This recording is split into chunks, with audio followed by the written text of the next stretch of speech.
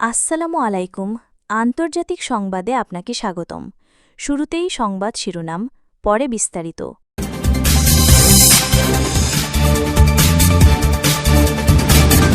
বিধ্বস্ত গাজায় নতুন বিপদের শঙ্কা।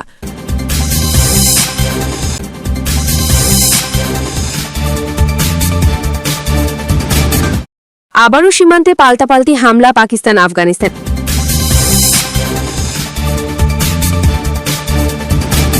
প্রথমবার মস্কোয় সিরিয়ার প্রেসিডেন্ট ফেরত চাইবেন বাশার আল আসাদকে।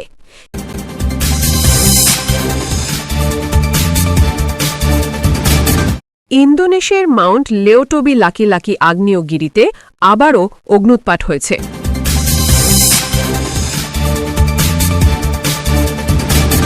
পাকিস্তান আফগানিস্তান সংঘর্ষে উদ্বিগ্ন চীন, শান্ত থাকার আহ্বান।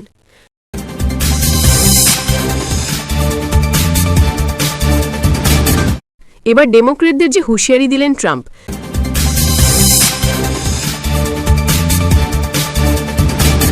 যুদ্ধবিরতি উপেক্ষা করে গাজায় ইসরায়েলি হামলা নিহত নয়।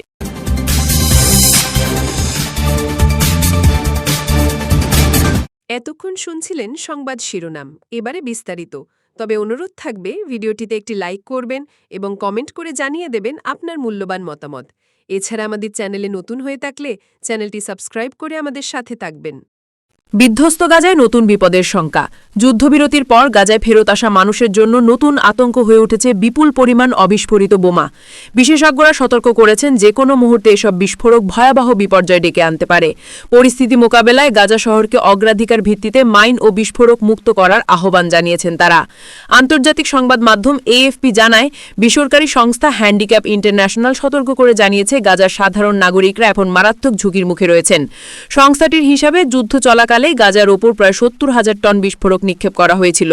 মাইন ও অবিস্ফোরিত গোলা অপসারণে অভিজ্ঞ আন্তর্জাতিক সংস্থাটির পরিচালক অ্যান ক্লেয়ার ইয়াইশ বলেন, গাজায় যে ভয়াবহ ধ্বংসযজ্ঞ ঘটেছে তাতে স্তরে স্তরে ধ্বংসস্তূপ জমে আছে।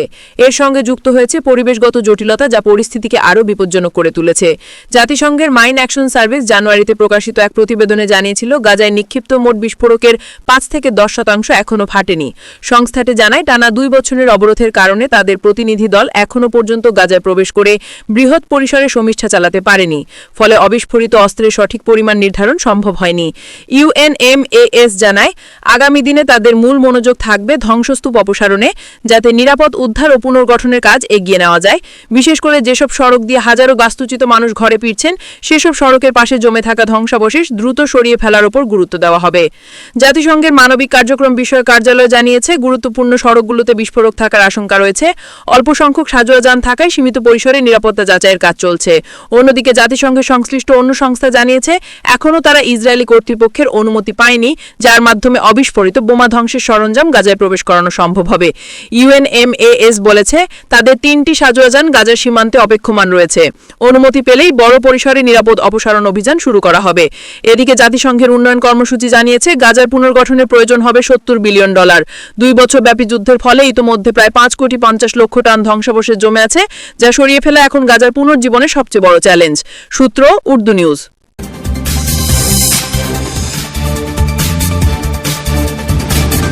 আবারও সীমান্তে পাল্টাপাল্টি হামলা পাকিস্তানের উত্তর পশ্চিমাঞ্চলীয় রাজ্য খায়বার পাখতুনখোয়ার কুররম জেলার সীমান্তে পাকিস্তান ও আফগানিস্তানের মধ্যে আবারও সংঘাতের ঘটনা ঘটেছে। এই সংঘাতে পাকিস্তানি বাহিনীর হামলায় ১২ জনেরও বেশি আফগান বেসামরিক নাগরিক নিহত হয়েছেন এবং আহত হয়েছেন অন্তত ১০০ জন। বুধবার ১৫ অক্টোবর সকালে আফগান তালেবানের মুখপত্র সামাজিক যোগাযোগ মাধ্যম এক্সের একটি পোস্টে এই তথ্য নিশ্চিত করেছেন। ব্রিটিশ বার্তা সংস্থা রয়টার্স এই খবর জানিয়েছে। জিও নিউজের প্রতিবেদনে বলা হয়েছে, মঙ্গলবার বিকেলের দিকে কুররম সীমান্তে পাকিস্তানের সেনাবাহিনীকে লক্ষ্য করে বিনা উস্কানিতে যৌথভাবে হামলা চালায় আফগানিস্তানের বাহিনী এবং পাকিস্তানের নিষিদ্ধ রাজনৈতিক গোষ্ঠী তেহরিক-ই-তালিবান পাকিস্তান টিটিপি। হামলার জবাবে পাল্টা হামলা চালায় পাকিস্তানের সেনাবাহিনী। পাকিস্তানের সেনাবাহিনীর দাবি, গত রাত থেকে শুরু হওয়া সংঘাতে ইতিমধ্যে আফগান সেনাবাহিনীর ৪টি সীমান্ত পোস্ট এবং ৬টি ট্যাঙ্ক ধ্বংস করা হয়েছে। হামলার জবাবে আফগানিস্তান সেনাবাহিনীর একটি সীমান্ত পোস্ট এবং একটি ট্যাঙ্ক ধ্বংস করা হয়, সঙ্গে টিটিপির এক জ্যেষ্ঠ কমান্ডার নিহত হন। পাকিস্তানের সেনাবাহিনীর সূত্র জানিয়েছে, সংঘাত শুরুর মাত্র ১ ঘণ্টার মধ্যে কুররম সীমান্তের ওপারে আফগানিস্তানের খোস্ট প্রদেশের শামশাদ শামশাদ সেনাপোস্ট ধ্বংস করেন পাকিস্তানি সেনারা। শামশাদ পোস্ট ধ্বংস করার পর একই প্রদেশের অপর সেনাপোস্ট নার্গোসার ধ্বংস করে পাকিস্তান, যেখানে অন্তত 4টি ট্যাঙ্ক ধ্বংস করা হয়। এছাড়া সীমান্তের ওপারে আফগান সেনাবাহিনীর তুর্কমনজাই ও পোলসেন সেনাপোস্ট ধ্বংস করা হয় এবং তুর্কমনজাই পোস্টের 6ষ্ঠ ট্যাঙ্কটি ধ্বংস করা হয়। পোলসন পোস্টের কাছে একটি জঙ্গি প্রশিক্ষণ শিবির ছিল, সেটিও ধ্বংস করা হয়েছে বলে পাকিস্তানের সেনাবাহিনীর সূত্র দাবি করেছে। পাকিস্তানের সেনাবাহিনীর এক কর্মকর্তা জিও নিউজকে জানিয়েছেন, পাকিস্তানের হামলার সময় টিকতে না পেরে সেনাপোস্ট থেকে জীবিত আফগান সেনারা পালিয়ে গেছেন। একটি পোস্টে সেনারা কলানোর আগে সাদা পতাকা ও আত্মসমর্পণ জ্ঞাপক সাদা পতাকাও তুলেছিলেন। সংঘাতে আফগানিস্তানের এই 4 পোস্টে বেশ কয়েকজন আফগান সেনা ও টিটিপির যোদ্ধা নিহত হয়েছেন বলে পাকিস্তানের সেনাবাহিনী দাবি করেছে। এর আগে চলতি মাসের 11 তারিখে আফগানিস্তানে আলমুরাড্ডো, বাজাউর, কুরমদির, চিত্রাল, বারামত সহ আরও কয়েকটি এলাকায় হামলা চালায় আফগান সেনাবাহিনী। সেই সংঘাতে 2 শতাধিক আফগান সেনা এবং পাকিস্তানের সেনাবাহিনী 23 জন নিহত হয়েছেন বলে দাবি করেছিল পাকিস্তানের সেনাবাহিনীর আন্তঃবাহিনী সংযোগ দপ্তর আইএসপিআর। 11 অক্টোবরের হামলার কারণ হিসেবে আফগানিস্তানের ক্ষমতাসীন তালেবান সরকার বলেছিল, 9 অক্টোবর বিমান হামলার মাধ্যমে আফগানিস্তানের সার্বভৌমত্ব লঙ্ঘন করেছে পাকিস্তান, যার জবাব দিতে 11 অক্টোবর হামলা চালানো হয়। উল্লেখ্য, 9 অক্টোবর বৃহস্পতিবার মধ্যরাতে পাকিস্তানের নিষিদ্ধ গোষ্ঠী তেহরিকি তালেবান পাকিস্তানের নেতাদের আশ্রয় প্রশ্রয় ও সহায়তা প্রদানের অভিযোগে আফগানিস্তানের রাজধানী কাবুলে বিমান হামলা চালায় পাকিস্তান। সূত্র রয়টার্স।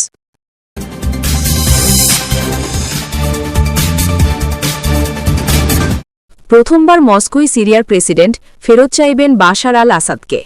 সিরিয়ার অন্তর্বর্তীকালীন প্রেসিডেন্ট আহমেদ আল শারা বুধবার 15 অক্টোবর প্রথমবার রাশিয়া সফর করছেন। সেখানে তিনি মস্কোকে দামেস্কের প্রাক্তন নেতা বাশার আল আসাদকে হস্তান্তরের জন্য অনুরোধ করবেন। রুশ বার্তা সংস্থা তাস জানিয়েছে, গণমাধ্যমে কথা বলার অনুমতি না থাকায় নাম প্রকাশ না করার শর্তে একজন সরকারি কর্মকর্তা এএফপিকে এ তথ্য জানিয়েছেন। বাশার আল আসাদ দীর্ঘদিন ধরে সিরিয়ার শাসক ছিলেন এবং গত ডিসেম্বরে এক বিদ্রোহে ক্ষমতাচ্যুত হয়ে মস্কোতে আশ্রয় নেন। সিরিয়ান ওই কর্মকর্তা বলেন, সারা রাশিয়ার প্রেসিডেন্টকে যুদ্ধাপৎকারী এবং রাশিয়ায় বসবাসকারী সকল ব্যক্তিকে, বিশেষ করে বাশার আসাদকে তাদের কাছে হস্তান্তরের জন্য অনুরোধ করবেন। রাষ্ট্রীয় সংবাদ সংস্থা সানা জানিয়েছে, 2 দেশের মধ্যে দ্বিপাক্ষিক সম্পর্ক এবং অভিন্ন স্বার্থের আঞ্চলিক ও আন্তর্জাতিক উন্নয়ন নিয়ে রাশিয়ান নেতা ভ্লাদিমির পুতিনের সঙ্গে আলোচনা করার জন্য সারা মস্কোয় পৌঁছেছেন। ক্রেমলিন জানিয়েছে, বুধবার মস্কোতে আলোচনার সময় পুতিন সিরিয়ায় রাশিয়ার সামরিক ঘাঁটির ভাগ্য নিয়ে সারার সঙ্গে আলোচনা করবেন। সিরিয়ায় রাশিয়ার 2টি প্রধান সামরিক ঘাঁটি রয়েছে, লাতাকিয়া প্রদেশে হামাইমিম বিমান ঘাঁটি এবং উপকূলে তার্তুসে একটি নৌঘাঁটি।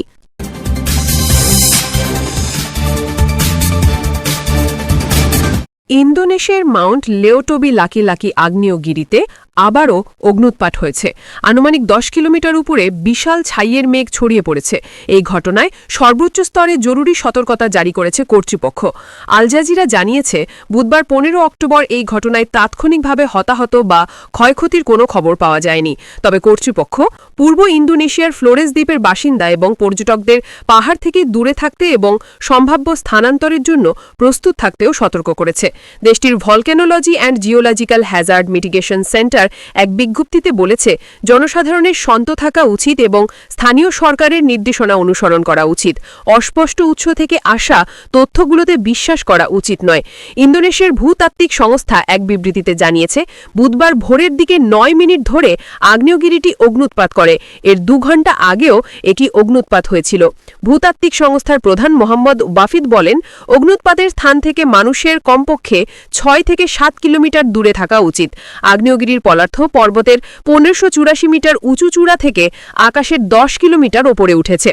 ওয়াফিদ বলেন, আগ্নেয়গিরির কাছাকাছি বসবাসকারী লোকজনের ভারী বৃষ্টিপাত হলে সম্ভাব্য কাদা প্রবাহ সম্পর্কে সচেতন থাকা উচিত। যদি এটি আরও ছড়িয়ে পড়ে, অগ্নুৎপাত থেকে সৃষ্ট ছাইয়ের স্তম্ভ বিমানবন্দরের কার্যক্রম এবং বিমান চলাচল ব্যাহত করতে পারে। গত জুলাই মাসে একই আগ্নেয়গিরি থেকে অগ্নুৎপাত হয়। এর ফলে তখন আকাশে 18 কিলোমিটার উঁচু ছাইয়ের মেঘ ছড়িয়ে পড়েছিল এবং বালির রিসোর্ট দ্বীপের আন্তর্জাতিক বিমানবন্দরে ফ্লাইট বাতিল করা হয়। প্রতিবেদন অনুসারে 2024 সালের নভেম্বরে এই আগ্নেয়গিরির অগ্নুৎপাতে লোকালি গ্রামে বসবাসকারী 10 জন নিহত এবং হাজার হাজার ঘরবাড়ি ক্ষতিগ্রস্ত হয়। প্রসঙ্গত, ইন্দোনেশিয়ার 120টিরও বেশি সক্রিয় আগ্নেয়গিরি রয়েছে।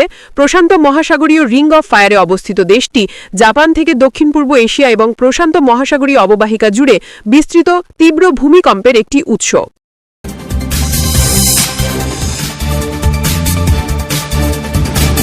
পাকিস্তান আফগানিস্তান সংঘর্ষে উদ্বিগ্ন চীন, শান্ত থাকার আহ্বান।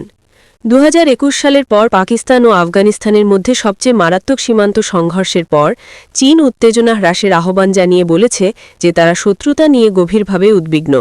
বিশ্লেষকরা পরামর্শ দিয়েছেন যে সংঘাত নিয়ন্ত্রণযোগ্য ছিল, তবে সতর্ক করে দিয়েছেন যে উত্তেজনা বৃদ্ধি আঞ্চলিক স্থিতিশীলতাকে বিপন্ন করতে পারে। চীন আন্তরিকভাবে আশা করে যে উভয় দেশ বৃহত্তর চিত্রকে অগ্রাধিকার দেবে, শান্ত ও সংযম প্রদর্শন করবে এবং আরও সংঘাত এড়াতে সংলাপ ও পরামর্শের মাধ্যমে তাদের উদ্বেগের সমাধান করবে। সোমবার পররাষ্ট্র মন্ত্রণালয়ের মুখপাত্র লিন জিয়ান বলেছেন। তিনি আরও যোগ করেছেন যে চীন দ্বিপাক্ষিক সম্পর্ক উন্নয়নে গঠনমূলক ভূমিকা পালন চালিয়ে যেতে প্রস্তুত এবং উভয় পক্ষকে এই অঞ্চলে চীনা কর্মী, প্রকল্প এবং প্রতিষ্ঠানের নিরাপত্তা নিশ্চিত করার আহ্বান জানিয়েছে। সূত্র এসসিএমপি।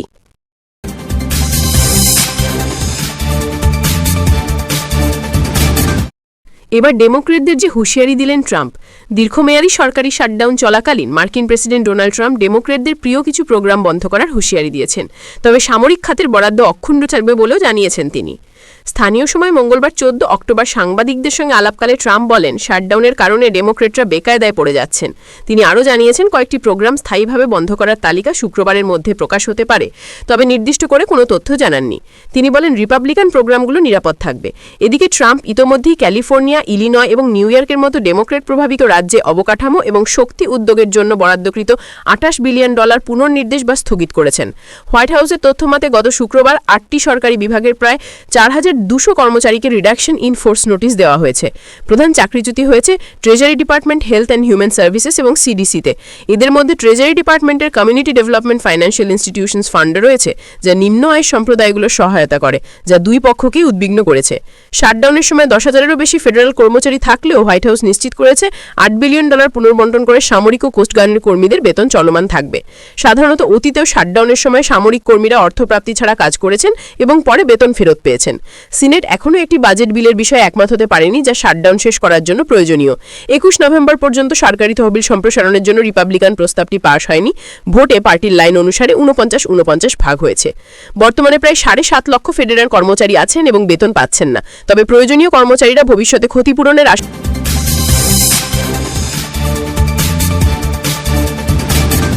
যুদ্ধবিরতি উপেক্ষা করে গাজায় ইসরায়েলি হামলা, নিহত নয়। যুদ্ধবিরতি চুক্তি কার্যকর থাকার পরও গাজায় ফের হামলা চালিয়েছে ইসরায়েলি বাহিনী। মঙ্গলবার 15 অক্টোবর গাজা সিটির দুটি স্থানে ইসরায়েলি সেনাদের গুলিতে কমপক্ষে 9 ফিলিস্তিনি নিহত হয়েছেন। খবর আল জাজিরা। প্রত্যক্ষদর্শীদের বরাত দিয়ে প্রতিবেদনে বলা হয়েছে, স্থানীয় সময় বিকেলে গাজা সিটির বিভিন্ন এলাকায় নিজেদের বাসায় ফেরার পথে ফিলিস্তিনিদের লক্ষ্য করে গুলি চালায় ইসরায়েলি সেনারা। ইসরায়েলি প্রতিরক্ষা বাহিনী IDF দাবি করেছে, সেনা সদস্যদের খুব কাছাকাছি চলে আসায় সন্দেহভাজন মনে করে গুলি চালানো হয়। তবে ফিলিস্তিনি স্বাস্থ্য কর্তৃপক্ষ বলছে, নিহতরা ছিলেন সাধারণ বেসামরিক নাগরিক। গাজার আল-হালি ও আল-নাসের হাসপাতালে নেওয়ার পর চিকিৎসকরা তাদের মৃত ঘোষণা করেন বলে জানিয়েছে স্বাস্থ্য মন্ত্রণালয়। এর আগে যুদ্ধবিরতির অংশ হিসেবে গত 13 অক্টোবর হামাস জীবিত অবস্থায় 20 ইসরায়েলি লিম্মিকে মুক্তি দেয়। অপরদিকে তেল আবিব সরকারও প্রায় 1700 ফিলিস্তিনি বন্দীকে মুক্তি দেয়, যাদের মধ্যে গুরুতর সাজাপ্রাপ্ত 250 জনও ছিলেন। উল্লেখ্য, 2023 সালের 7 অক্টোবর হামাসের আকস্মিক হামলায় 1200 ইসরায়েলি নিহত হয় এবং 251 জনকে জিম্মি করা হয়। এর জবাবে ইসরায়েলের দীর্ঘ 2 বছরের সামরিক অভিযানে গাজায় এখন পর্যন্ত প্রায় 67,000 ফিলিস্তিনি প্রাণ হারিয়েছেন। হাজারো মানুষ এখনও ধ্বংসস্তূপের নিচে চাপা পড়ে আছেন।